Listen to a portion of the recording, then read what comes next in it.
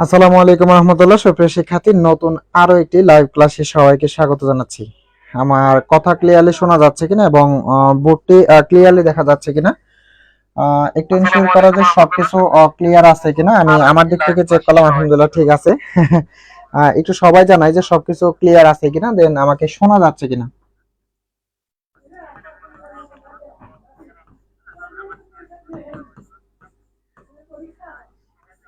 আমরা সবাই একটু দ্রুত জানাই যে সবকিছু ক্লিয়ার আছে কিনা, আমাকে ঠিকঠাক শোনা যাচ্ছে কিনা। সবাই একটু লাইভটি শেয়ার করে দেই, একটু দ্রুত রেসপন্স করি যে আমাকে ঠিকঠাক শোনা যাচ্ছে কিনা। হ্যাঁ, দেন আমরা শুরু করবো ইনশাল্লাহ।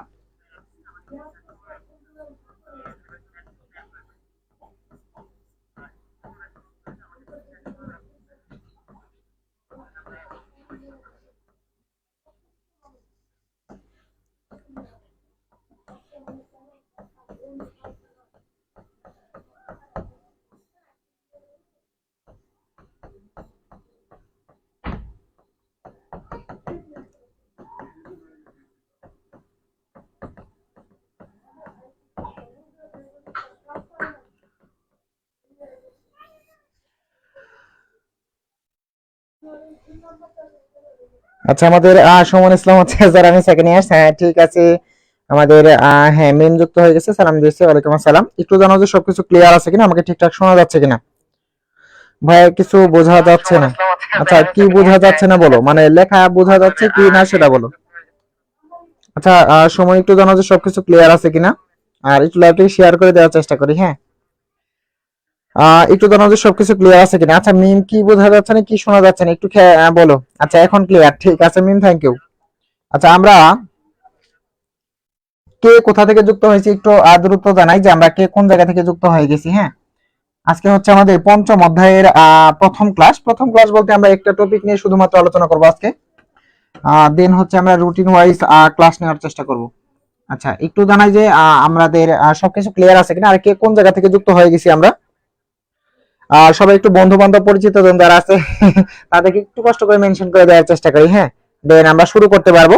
আচ্ছা, যাদের কাছে খুব বেশি কঠিন মনে হয় এই অধ্যায়টা, তারা একটু সুন্দর করে দেখার চেষ্টা করবো, দেন আমাকে বলবো যে আসলে এই অধ্যায়টা আমাদের কঠিন মনে হয় কি না। আচ্ছা, বন্ধু বান্ধব পরিচিত জন যারা আছে তাদেরকে দ্রুত একটু মেনশন করে দেই। যার পরিচিত জন যে আছে দ্রুত একটু মেনশন করে দেয়, আর কে কোন জায়গা থেকে যুক্ত হয়েছে একটু জানাই। আমাদের মিম হচ্ছে নরসিংদী থেকে। আচ্ছা ঠিক আছে। হ্যাঁ, আচ্ছা, আমরা পঞ্চম অধ্যায় যেটা আছে সেই পঞ্চম অধ্যায়ে আজকে আমরা মূলত একটা টপিক নিয়ে আলোচনা করব। পঞ্চম অধ্যায়ে আমরা একটা টপিক নিয়ে আলোচনা করব, যে টপিকটার নাম হচ্ছে অ্যালগরিদম।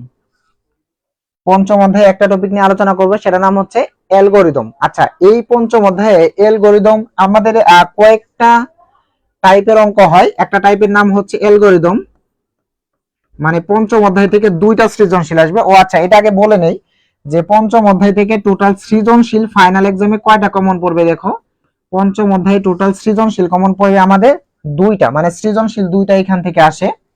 আর এখান থেকে এমসিকিউ এর যে বিষয়টা, এমসিকিউ সাধারণত 5টা এসে থাকে অথবা 4টা, সর্বোচ্চ যদি আসে তো 6টা আসবে। তবে এখান থেকে কখনো কিন্তু 4টার নিচে কখনো কোনো এমসিকিউ পরীক্ষাতে ধরে না। আচ্ছা, আর সিকিউ অর্থাৎ সৃজনশীল প্রশ্ন আসবে আমাদের টোটাল কয়টা? 2টা। তাহলে এই অধ্যায়টাতে অর্থাৎ পঞ্চম অধ্যায়টাতে সাধারণত কয়েকটা ধরনের অঙ্ক আছে, তার মধ্যে একটা হচ্ছে অ্যালগরিদম, আর দ্বিতীয়ত যেটা সেটার নাম হচ্ছে ফ্লো চার্ট। এরপরে আরেকটা টপিক আছে যেটার নাম হচ্ছে সি প্রোগ্রাম, এটার নাম হচ্ছে সি প্রোগ্রাম। আচ্ছা, এই হচ্ছে 3টা টাইপ। এই 3টা টাইপ থেকেই পরীক্ষাতে সৃজনশীল প্রশ্নগুলো এসে থাকে। তার মধ্যে আমরা প্রথমে যে টপিকটা নিয়ে আলোচনা করব সেটার নাম হচ্ছে অ্যালগরিদম। আচ্ছা, প্রথমে আমরা একটা বিষয় একটু বলে নেওয়া ভালো, সেটা হচ্ছে আমি ধরো মিমকে বললাম, আচ্ছা মিম তুমি একটা কাজ করো তো, আমাকে জাস্ট 2টা সংখ্যা যোগ করে দেখাও, একটা সংখ্যা হচ্ছে 2 আর একটা সংখ্যা হচ্ছে 3। এই 2টা সংখ্যা আমি মিমকে যোগ করে দেখাইতে বললাম, তাহলে কিন্তু সে ইজি ভাবে করে দিতে পারবে যে 2 প্লাস হচ্ছে 3 যোগ করলে হচ্ছে কত 5, তাহলে 2 প্লাস 3 হচ্ছে যোগ করলে টোটাল 5 আসে। আচ্ছা, এটা কিন্তু সে ইজিলি করতে পারবো। আচ্ছা, আমি যদি মিমকে বলি যে আচ্ছা মিম তুমি একটা কাজ করো তো, তুমি আমাকে জাস্ট 2টা সংখ্যা যোগ করে দেখাও, কিন্তু আমি তোমাকে যদি সংখ্যাগুলো না দিয়ে থাকি তাহলে তুমি অবশ্যই আমাকে জিজ্ঞেস করবা যে আসলে আমাকে আগে 2টা সংখ্যা বলেন, দেন আমি 2টা সংখ্যা যোগ করে দিতে পারবো। এখন আমি যখন তাকে বললাম যে তুমি 2টা সংখ্যা যোগ করে দেখাও, তখন সে আমাকে কি বলবে যে আমাকে 2টা সংখ্যা দেন। আমি যখন মিমকে 2টা সংখ্যা দিয়ে দিব, তখন সে মিম কি করবে, ওই সংখ্যা 2টা আমার কাছ থেকে নিবে এবং সেই সংখ্যা 2টাকে সে যোগ করে দেখাবে, তখন কিন্তু মিমের কাজ শেষ হয়ে যাবে। এখন আমি যদি শুরুতেই মিমকে বলি এইভাবে, আচ্ছা মিম তুমি আমাকে বলো তো যে 2টা সংখ্যার যোগফল কত আসবে, এখন সে আমাকে কি বলবে, আপনি কি বলেন, আমাকে তো আগে 2টা সংখ্যা দিতে হবে তাই না, আগে 2টা সংখ্যা আমাকে দিতে হবে, দেন এই 2টা সংখ্যা আমি যোগ করে দেখাইতে পারবো। মানে প্রসেসটা হচ্ছে এরকম, অর্থাৎ আমি তাকে সংখ্যা দেওয়ার আগেই যদি তাকে যোগ করে দেখাইতে বলি সে কিন্তু বলতে পারবে না, কারণ আমি তাকে সংখ্যা দেইনি। আচ্ছা, এই অ্যালগরিদমটা হচ্ছে এরকম যে আমি যখন তোমাকে কোনো কাজ করতে বলবো সেই কাজের জন্য তোমাকে প্রস্তুত হতে হবে, তারপরে যখন আমি বলবো যে তুমি আমাকে 2টা সংখ্যা যোগ করে দেখাও, তখন তুমি আমার কাছ থেকে 2টা সংখ্যা নিয়ে নিবা, দেন হচ্ছে ওই 2টা সংখ্যা যোগ করবা, যোগ করার পরে সেই যোগফলটা আমাকে তুমি দেখাবা, তখন তোমার কাজ শেষ। এই যে ধারাবাহিক যে একটা প্রসেসিং, মানে এই কাজটা প্রথমত তুমি শুরু করলা, দেন হচ্ছে আমার কাছ থেকে তুমি সংখ্যা নিলা, তারপরে এই সংখ্যাগুলো যোগ করে আমাকে উত্তর হিসেবে দেখাইলা, এই যে একটা প্রসেসিং, এই প্রসেসিং এটা কিন্তু ধারাবাহিক ভাবে আসতেছে। তাহলে প্রথমত কাজ শুরু করতেছি, আমার কাছ থেকে সংখ্যা নিতেছো, তারপরে যোগ করতেছো, দেন আমাকে উত্তর দেখাইতেছো। এই যে প্রসেসিং, এই যে স্টেপ বাই স্টেপ যে ধাপগুলা, এই ধাপগুলাকে আমরা বলতেছি হচ্ছে অ্যালগরিদম। তাহলে আমরা শর্টকাটে একটা বিষয় বলতে পারি যে অ্যালগরিদম এটা সাধারণত ধাপে ধাপে কাজ করে। তাহলে অ্যালগরিদমটা কিভাবে কাজ করে? এই অ্যালগরিদমটা সাধারণত ধাপে ধাপে কাজ করে বা স্টেপ বাই স্টেপ কাজ করে। এখন অ্যালগরিদমের সংজ্ঞাটা আমরা এইভাবে বলতে পারি যে কোনো সমস্যা মানে যে কোনো ধরনের একটা সমস্যা সমাধানের, যে কোনো ধরনের একটা সমস্যা সমাধানের পর্যায়ক্রমিক কথাটা কেন নিয়ে আসলাম বলতো? পর্যায়ক্রমিক কথাটা নিয়ে আসার পিছনে একটাই কারণ যে আমি তোমাকে সংখ্যা দেওয়ার আগে কিন্তু যোগফল চাইতে পারবো না। তাহলে পর্যায়ক্রমিক ধারা বর্ণনাকে অ্যালগরিদম বলে।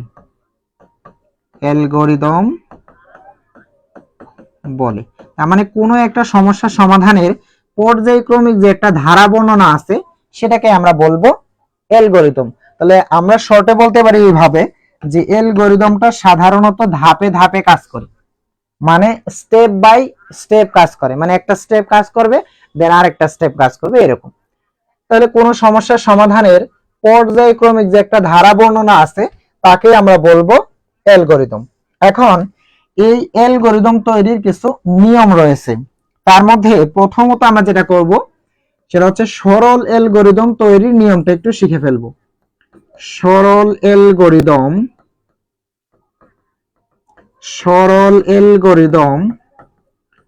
তৈরির নিয়ম। তুমি সরল অ্যালগরিদমটা কিভাবে তৈরি করবা সেটার একটা নিয়ম জাস্ট একটু ফলো করার চেষ্টা করি। প্রথম কথা হচ্ছে যে এই যে সরল অ্যালগরিদম গুলো আছে, এই সরল অ্যালগরিদমের ধাপ হবে টোটাল 5টি। সরল অ্যালগরিদমের ধাপ হবে টোটাল কয়টি বলো? 5টি ধাপ হবে। সে ধাপগুলা কেমন, যে আমরা প্রথমে যেটা লিখবো সেটা হচ্ছে ধাপ 1, ধাপ 1, এরপর হচ্ছে ধাপ 2, এরপর হচ্ছে ধাপ 3, এরপর হচ্ছে ধাপ 4, এরপর হচ্ছে ধাপ 5। অর্থাৎ সরল অ্যালগরিদমটা যেহেতু ধাপে ধাপে কাজ করে বা স্টেপ বাই স্টেপ কাজ করে, সেহেতু এর সরল অ্যালগরিদম যখন আমরা করব তখন এর ধাপ হবে 5টা। তো আমরা কি করব দেখো, যে প্রথম যে ধাপটা আছে এই ধাপটাতে আমরা শুরু করব, মানে যে কোনো কাজ তোমাকে অবশ্যই শুরু করতে হয়, তাই না? তাহলে এই প্রথম ধাপ যেটা আছে সেই ধাপে আমরা শুরু করব, মানে যে কোনো কাজ হতে পারে সেটা আমরা শুরু করব। আর সবার শেষ ধাপ যেটা আছে সেই ধাপটাতে আমরা শেষ করব। তাহলে আমরা লিখতে পারি যে প্রথম ধাপে শুরু করি এবং শেষ ধাপে শেষ করি। এই দুইটা ধাপ নিয়ে আমাদের আর কোনো কোশ্চেন থাকার কথা না। আচ্ছা, এই হচ্ছে বিষয়। এখন আরেকটা বিষয়ের দিকে একটু খেয়াল করে চলো, সেটা হচ্ছে এমন যে একটি প্রোগ্রামের সংগঠনে সাধারণত কয়টি অংশ থাকে? দেখো, একটি প্রোগ্রামের সংগঠনে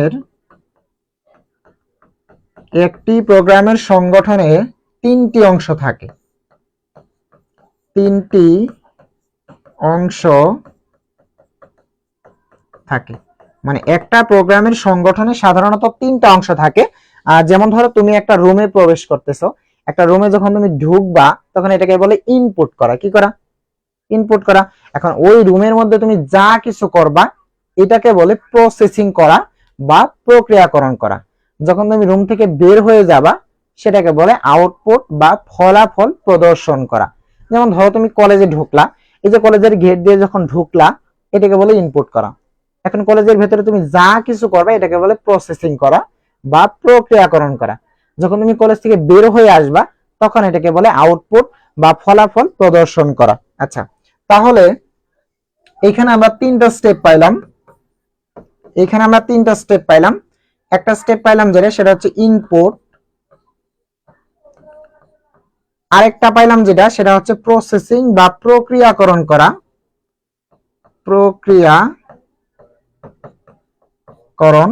আর শেষে যেটা পাইলাম সেটা হচ্ছে আউটপুট।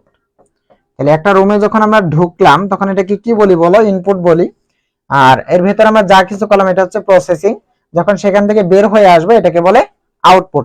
এখন এই যে প্রোগ্রামের সংগঠনের যে 5টি ধাপ রয়েছে, এই যে প্রোগ্রামের সংগঠনের যে 3টি ধাপ রয়েছে, এই 3টি ধাপকে আমরা এর মাঝ বরাবর বসাবো। তাহলে প্রথম ধাপে আমরা কি করব? প্রথম ধাপে আমরা শুরু করব, শেষ ধাপে আমরা শেষ করব। দুইটা কিন্তু অলরেডি ডান। এখন মাঝখানের যে 3টা ধাপ আছে এই 3টা ধাপে জাস্ট এই 3টা স্টেপ বসাবো। তাহলে প্রথমে যেটা বসাবো সেটা হচ্ছে ইনপুট। দেখো ইনপুটের সাথে কিন্তু মিলে যায় আউটপুট। ইনপুটের সাথে আমাদের মিলে যায় কি বলো? আউটপুট। আচ্ছা, আর এর সাথে মাঝখানের যে বিষয়টা সেটা হচ্ছে প্রসেসিং বা প্রক্রিয়াকরণ করা। প্রসেসিং বা হচ্ছে প্রক্রিয়াকরণ। এখানে তাহলে আমরা সরল অ্যালগরিদম তৈরির ক্ষেত্রে কয়টি ধাপ পাইলাম বলো?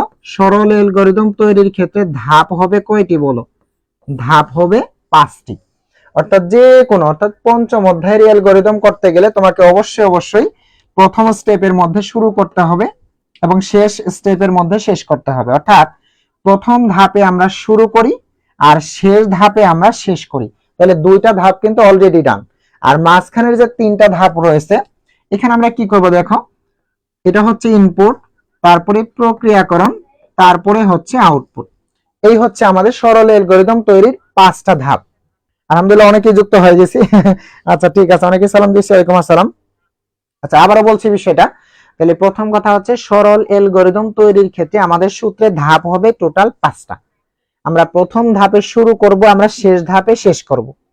আর এইখানে যে বিষয়টা বললাম সেটা হচ্ছে, ধরো তুমি একটা রুমে ঢুকলা, এটাকে বলে ইনপুট। এই রুমের যত কিছু ভেতরে করবা সেগুলোকে বলে প্রসেসিং বা প্রক্রিয়াকরণ। যখন তুমি রুম থেকে বের হয়ে আসবে এটাকে বলে আউটপুট। তার মানে ইনপুট, প্রসেসিং আর যে তুমি বের হয়ে আসলে সেটা হচ্ছে আউটপুট। এই 3টা স্টেপ আমরা মাঝখানে বসাবো। আমাদের এই নিয়মটা যদি আমাদের ক্লিয়ার হয়ে থাকে তাহলে আমরা বলবো যে এনসি অর্থাৎ নিয়মটা ক্লিয়ার।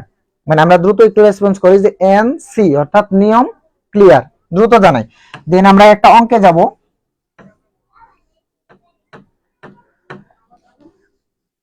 একটু জানাই যে নিয়মটা ক্লিয়ার কিনা, তাহলে আমরা এনসি লিখে দিই, অর্থাৎ নিয়মটা ক্লিয়ার, এনসি লিখে দিই। দেন আমরা একটা কোশ্চেন সলভ করব যে তিনটি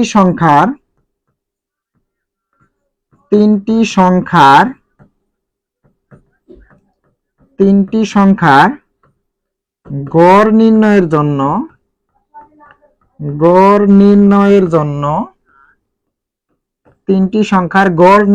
জন্য অ্যালগরিদম করতে বলছি। অ্যালগরিদম লেখো। আচ্ছা, এটা একটা প্রশ্ন বলে দিছে ওরা যে তিনটি সংখ্যার গড় নির্ণয় করার জন্য একটা অ্যালগরিদম করতে বলছে। এখন এই প্রশ্ন সলভ করব তুমি কিভাবে? তাহলে প্রথমেই আমরা উত্তরটা লিখে ফেললাম যে উত্তর। আচ্ছা, আমাদের প্রথম টার্গেট হবে যে আসলে আমার কাছে ওরা চাইছে কি। ওরা বলছে যে তিনটি সংখ্যার গড় নির্ণয় করো।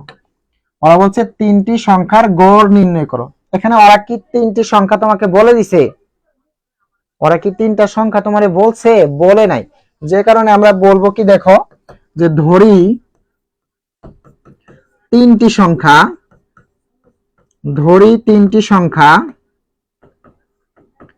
এ বি আরেকটা হচ্ছে সি। তাহলে তিনটা সংখ্যা আমরা ধরে নিলাম, একটা হচ্ছে এ বি আর একটা হচ্ছে সি। এখন আমরা দেখবো যে আমাদের কি নির্ণয় করতে বলছে, এখানে গড় নির্ণয় করতে বলছে। তাহলে এখানে আমরা লিখবো যে আমরা জানি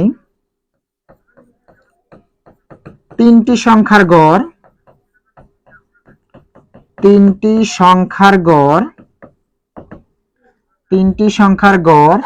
আচ্ছা, তিনটি সংখ্যার গড় নির্ণয়ের সূত্রটা কি? আমরা জানি যে যতগুলো সংখ্যার গড় নির্ণয় করতে বলে ওই রাশিগুলোকে আমরা যোগ করি, দেন হচ্ছে ওই সংখ্যা দিয়ে আমরা ভাগ করি। যেহেতু তিনটা সংখ্যার কথা বলছে, আমরা জানি গড়ের ইংরেজি হচ্ছে এভারেজ। ওই এভারেজের সংক্ষিপ্ত আমরা নিব এভিজি। আর সেই এভিজি সমান হচ্ছে a plus B plus C divided by হচ্ছে 3। অর্থাৎ তিনটা সংখ্যার গড় নির্ণয় করতে গেলে আমাদের ওই সংখ্যা তিনটাকে যোগ করতে হবে, দেন 3 দিয়ে ভাগ করতে হবে। যদি বলতো চারটা সংখ্যার গড় নির্ণয় করো, তাহলে a plus B plus C divided by হচ্ছে a plus B plus C plus D divided by হচ্ছে 4। অর্থাৎ যতগুলা সংখ্যার গড় নির্ণয় করতে বলে আমরা ওই সংখ্যাগুলোকে যোগ করে তত দিয়ে ভাগ করি। এখন আমরা অলরেডি সূত্র সাজায় ফেলছি, এখন আমরা অ্যালগরিদম করার চেষ্টা করি। চলো এবার আমরা অ্যালগরিদমটা করব। তাহলে আমরা লিখলাম এখানে অ্যালগরিদম।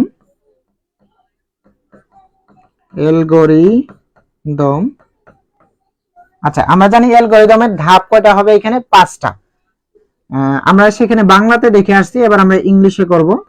প্রথম হচ্ছে স্টেপ 1, এরপর স্টেপ 2, এরপর হচ্ছে স্টেপ 3, এরপর হচ্ছে স্টেপ 4, এরপর হচ্ছে স্টেপ 5। এই হচ্ছে আমাদের 5টা স্টেপ, অর্থাৎ ধাপ হবে টোটাল কয়টা? 5টা। আমরা প্রথম ধাপে যে কাজটা করি সেটা হচ্ছে স্টার্ট, আর শেষ ধাপে আমরা যেটা করব সেটা হচ্ছে এন্ড। অর্থাৎ প্রথম ধাপে আমরা শুরু করলাম আর শেষ ধাপে আমরা শেষ করলাম। তাহলে প্রথম ধাপে শুরু করি এবং শেষ ধাপে শেষ করি। মাঝখানে যে বিষয়টা সেটা হচ্ছে ইনপুট।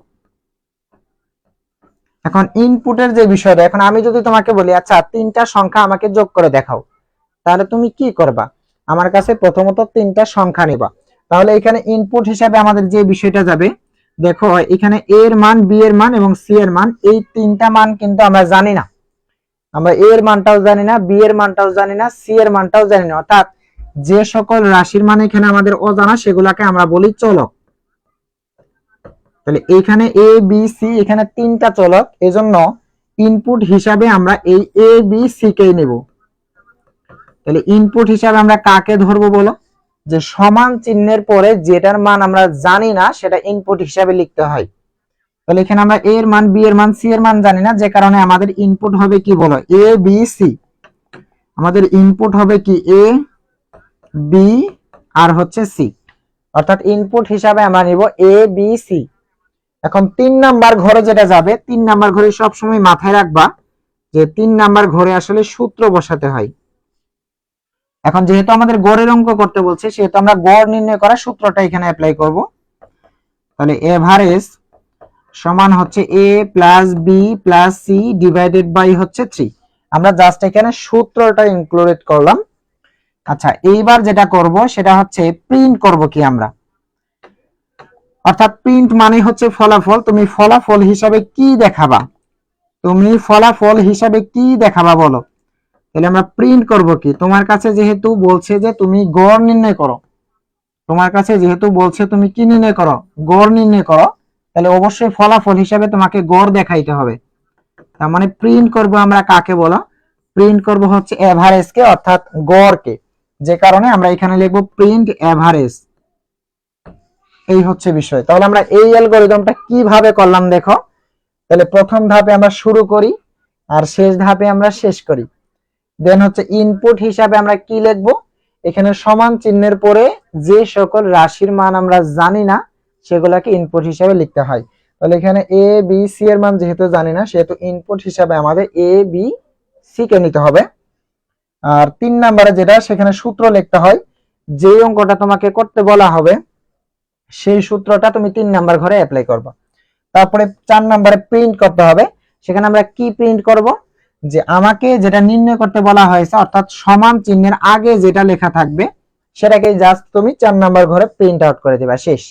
এতটুকুই হচ্ছে আমাদের কাজ। এবার বলো 1 নাম্বার ম্যাথটা আমাদের ক্লিয়ার কিনা। 1 নাম্বার ম্যাথটা আমাদের ক্লিয়ার কিনা একটু জানাও। 1 নাম্বার ম্যাথটা বুঝে থাকলে আমরা 1C লিখে দেই। 1 নাম্বার ম্যাথটা বুঝে থাকলে আমরা 1C লিখে দেই। দেন হচ্ছে আমরা আরেকটা অঙ্কে যাব, দেখো। আচ্ছা, থ্যাংক ইউ। আচ্ছা, এবার আমরা 1 নাম্বার গেল, এবার 2 নাম্বারে। এখন 2 নাম্বারে যদি তোমাকে এমন একটা সূত্র দেওয়া হয় যে ধরো f সমান a প্লাস b প্লাস হচ্ছে 3.5 প্লাস হচ্ছে k, এটা দিয়ে তোমাকে বলছে যে তুমি অ্যালগরিদম লেখো, এটা দিয়ে তোমাকে বলছে অ্যালগরিদম লেখো। তাহলে প্রথমত আমরা কি করব, অ্যালগরিদম দেখো কিভাবে করব, অ্যালগরিদম। আচ্ছা, আমরা জানি যে স্টেপ হবে টোটাল কয়টা, 5টা। আমরা স্টেপ 5টা আগে দিয়ে নেই, চলো। Step 1, step 2, step 3, step 4, step 5। আমরা জানি যে প্রথম ধাপে শুরু করতে হয়, যে কারণে আমরা প্রথম ধাপে কি লিখব, স্টার্ট।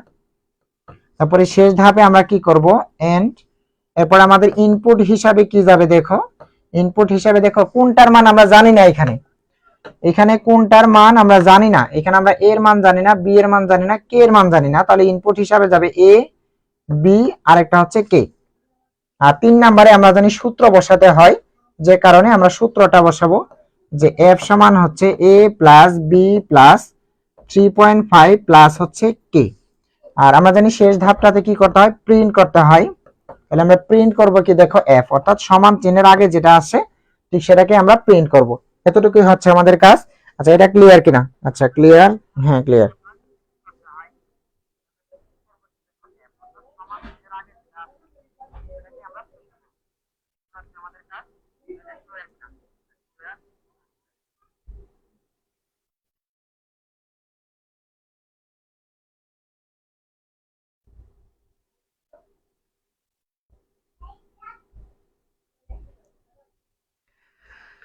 আচ্ছা, হ্যাঁ, ঠিক আছে। তাহলে এবার আমরা পরবর্তী আরো একটা অঙ্ক দেখার চেষ্টা করি, চলো। এই একটা স্টেপের উপর ভিত্তি করে তুমি বাকি সবগুলো অঙ্ক করতে পারবা, সেটা কি করে।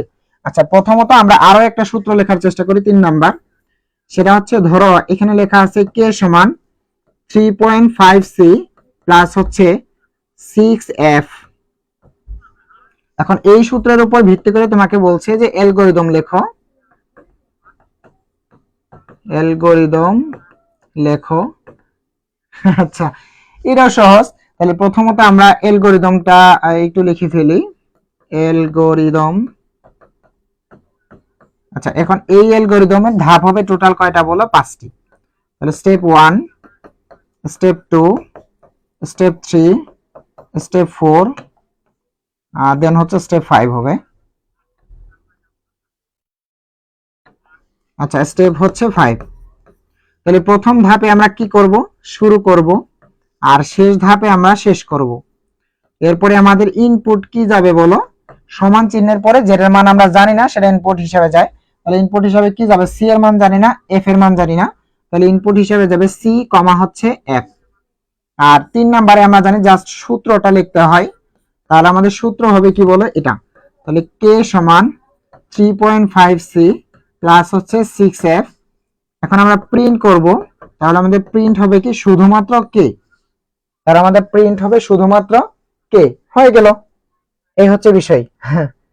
আচ্ছা, আজকে আমরা শর্ট একটা ভিডিও ক্লাস নিলাম, পরবর্তী ক্লাসের আপডেট আবারও জানিয়ে দেব। সে পর্যন্ত সবাই খুব ভালো থেকো, খুব ভালো থেকো। দেখা হচ্ছে পরবর্তী ক্লাসে। আসসালামু আলাইকুম রহমতুল্লাহ।